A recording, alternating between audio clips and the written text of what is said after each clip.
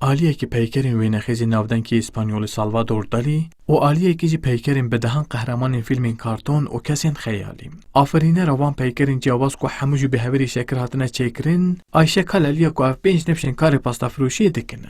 Ayşe Kalelî ku pîşeya bav û bapîrên xwe diddomînin, di pastaxaneyeke ku sala 1964 de li Enqera paytexta Tirkiye hatiye avakirin de, van peykerên cihêreng çêdike û difirûşe. Kaleliye ku di 15 saliya xwe de dest bi vî karî kiriye dibêje, piştî ku wê dersên peykertiraşî û wênexêzî wergirtiye, biryar daye ku bi hevîr û pasteyan van peykeran çêbike.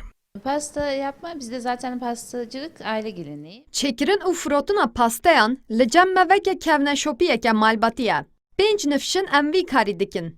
Piştî ku dersên hunerên ciyawaz û peykertiraşiyê wergirtin, min biryar da ku ez peykerên ciyawaz çêkim û ev 12 salin ez vê yekê dikim. Ayşe Kalelî radigihîne ku ev van pasta û peykeran taybetî ji bo rojên girîng û zêdetir li ser daxwaza velatiyan çêdike.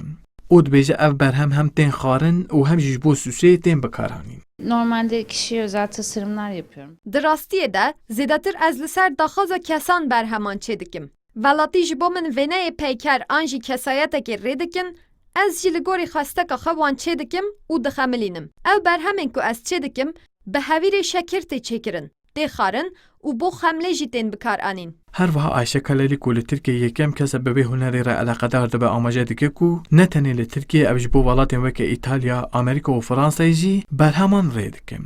Li gel wêyekî gorî Kalelî her berhemek navbera 2 hefte heta mehekê de têne amadekirin. Vural êrişmiş. Kurdistan 24 Enqere.